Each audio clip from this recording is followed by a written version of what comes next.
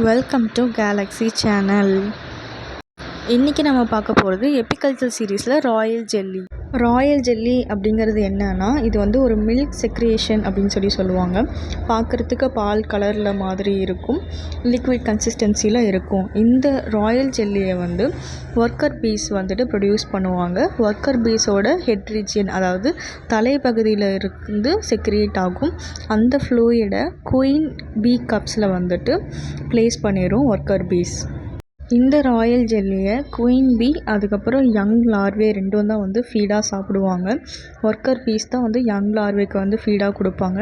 இதில் high nutritions இருக்கிறதுனால சீக்கிரமாக வந்து க்ரோ ஆகும். அதே மாதிரி லார்வேயோட டெவலப்மெண்ட்ஸ், அதாவது குயின் பீயாக மாறத்துக்கு கெப்பாசிட்டியும் வந்து இந்த ராயல் ஜெல்லி தான் கொடுக்கும். ராயல் ஜெல்லியில் என்ன இருக்குது, அதை எப்படி ப்ரிப்பரேஷன் பண்ணுறதுங்கிறத பார்ப்போம். ராயல் ஜெல்லியில் என்னென்னலாம் இருக்குன்னா, water, protein, sugar, cholesterol, vitamins, salt, amino ஆசிட்ஸ்லாம் இதெல்லாமே இருக்கும். அதே மாதிரியே calcium, iron, phosphorus, silicon, sulphur, potassium, vitamin B, அந்த மாதிரி நிறைய விட்டமின்ஸ் அண்ட் மினரல்ஸஸ் இருக்குது. அதில் வந்து பார்த்தோன்னா 17 வகையான விட்டமின்ஸ், அதாவது அமினோ ஆசிட்ஸ் வந்துட்டு அதில் மெயினான 8 அமினோ ஆசிட்ஸ் ஹியூமன்ஸில் கூட இருக்காது, ஆனால் அந்த ராயல் ஜெல்லியில் இருக்குது. அதே மாதிரி இந்த ராயல் ஜெல்லி வந்து ஒரு கன்சிஸ்டன்சி பார்த்தோன்னா அந்த ஜியோக்ராஃபிக்கல் கிளைமேட்டை பொறுத்து தான் வந்து இருக்கும்.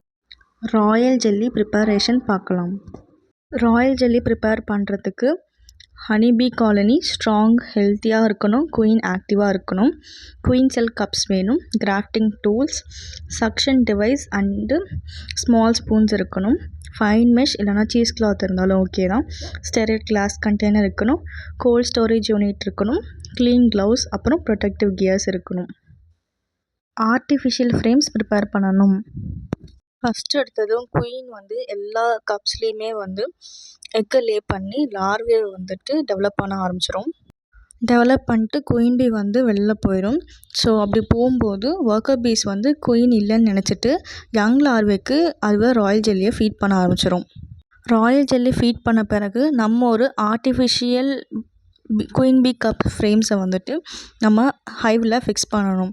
இப்படி ஹைவில் ஃபிக்ஸ் பண்ணும்போது ஒர்க்கர் பீஸும் வந்துட்டு ராயல் ஜெல்லியை வந்துட்டு ப்ரொடியூஸ் பண்ண ஆரம்பிச்சிடும். மறுபடியும் கிராஃப்டிங் மெத்தடுங்கிறத பார்ப்போம்.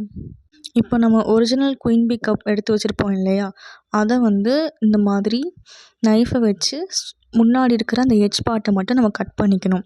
அப்படி கட் பண்ணும்போது தான் நமக்கு ஒரிஜினல் ராயல் ஜெல்லி நமக்கு கிடைக்கும். அப்போது ஃபஸ்ட்டு வந்து இந்த மாதிரி லார்வேவெல்லாம் கலெக்ட் பண்ணி எடுத்து வச்சிடணும். அது பிறகு இந்த மாதிரி ஸ்மால் ஸ்பூனை வச்சு ராயல் ஜெல்லியை நம்ம கலெக்ட் பண்ண வேண்டியது தான். அதுக்கு பிறகு மறுபடியும் அதே ப்ராசஸ் தான். ஆர்டிஃபிஷியல் ஃப்ரேம்ஸை நீங்கள் வைக்கும்போது குயின் பீ இல்லைன்னு நினச்சிட்டு ஒர்க்கர் பீஸே வந்து மறுபடியும் லார்வேஸ்க்கு வந்துட்டு ஃபீட் பண்ண ஆரம்பிச்சிடும் ராயல் ஜெல்லியை. சைட் பை சைட் லார்வேவும் குயின் பீயாக மாறிடும். கலெக்ட் பண்ண ராயல் ஜெல்லியை ஃபில்டர் அண்ட் ப்யூரிஃபிகேஷன் பண்ணணும். கலெக்ட் பண்ண ராயல் ஜெல்லியை நம்ம ஃபில்ட்ரேஷன் அண்ட் ப்யூரிஃபிகேஷன் பண்ணணும். அப்படி பண்ணும்போது தான் அதில் இருக்கிற இம்ப்யூரிட்டிஸும் டஸ்ட்டு பார்ட்டிகல்ஸ் எல்லாமே வந்து இந்த ஃபில்ட்ரேஷன் ப்ராசஸ் மூலிமா வெளில வந்துடும். பீ ப்ராடக்ட்ஸ் என்ன எடுத்தாலுமே இந்த ஃபில்ட்ரேஷன் ப்யூரிஃபிகேஷன் ப்ராசஸ் ரொம்பவே முக்கியம். ராயல் ஜெல்லி எப்படி ஸ்டோர் பண்ணுறதுங்கிறத பார்ப்போம். ஃபில்ட்ரேஷன் ப்ராசஸ் முடிஞ்ச பிறகு ஒரு ஏர்டைட் கண்டெய்னரில் பாட்டிலில் ஸ்டோர் பண்ணி வச்சுக்கணும். ஏர்டைட் கண்டெய்னர் தான் முக்கியமாக ஸ்டோர் பண்ணி வைக்கணும். அப்படி ஸ்டோர் பண்ணும்போது நமக்கு நிறைய நாள் வரும். இது வந்து நிறைய நியூட்ரிஷன்ஸ் இருக்கிறதுனால காலையில் ஏர்லி மார்னிங்கில் வெறும் வயிற்றில் வந்து சாப்பிட்றது ரொம்பவே நல்லது. பிஃபோர் பிரேக்ஃபாஸ்ட் முன்னாடி சாப்பிடணும். ராயல் ஜெல்லி ஓரளவுக்கு லிக்விட் கன்சிஸ்டன்சியாக வேணும்னா 25 டிகிரி செல்சியஸ் நார்மல் டெம்பரேச்சரில் வச்சாலே போதும். சாலிட் கண்டிஷனில் வேணும்னா நீங்கள் ஃப்ரீஸ் பண்ணாலே போதும், அது சாலிடிஃபை ஆகிடும். Next economic importance or uses of royal jelly பார்ப்போம். ராயல் ஜெல்லியை இன்டேக் பண்ணும்போது நமக்கு ஆன்டி ஏஜிங்காகவும் இருக்கும், விரிங்கிள்ஸ் எல்லாமே தடுக்கும். காஸ்மெட்டிக்ஸ், ஸ்கின் கேர் ப்ராடக்ட்ஸ்லாம் வந்துட்டு இந்த ராயல் ஜெல்லியை வந்து நம்ம ஆட் பண்ணிக்கலாம். இன்னர் க்ளோவும் கிடைக்கும், நமக்கு ஸ்கின் க்ளோயிங்காகவும் இருக்கும். ஹேர் லாஸையும் இது ப்ரிவெண்ட் பண்ணும், ஹேர் க்ரோத் இருக்கும், கேன்சர் ட்ரீட்மெண்ட்க்கு ஹெல்ப் பண்ணும், பிபி லெவல் வந்து கம்மி பண்ணும். அதே மாதிரி மசில் கன்ட்ராக்ஷன்ஸ்க்கு எல்லாத்துக்குமே இந்த ராயல் ஜெல்லி வந்துட்டு ரொம்பவே ஹெல்ப்ஃபுல்லாக இருக்கும். டயபெட்டிஸ் யூஸ் பண்ணவங்களுக்கு நல்ல ரிசல்ட் கிடைக்கும். ராயல் ஜெல்லியை ஏன்ஷியன்ட் டைம்ஸ்லேருந்தே க்ரீக், ஈஜிப்ட், ஏஷியன் போன்ற கண்ட்ரீஸ்லலாம் வந்து யூஸ் பண்ணிட்டு தான் இருந்திருக்காங்க. க்ரீக்கில் பார்த்தோன்னா இந்த ராயல் ஜெல்லியை ஆம்ப்ரோஷியா அப்படின்னு சொல்லுவாங்க. ஆம்ப்ரோஷியா அப்படின்னா நெக்டார் ஆஃப் காட்ஸ் அப்படின்னு சொல்லுவாங்க. அதே மாதிரி தமிழில் கூட ராயல் ஜெல்லியை அரசக்கூழ் அப்படின்னு தான் சொல்லுவாங்க.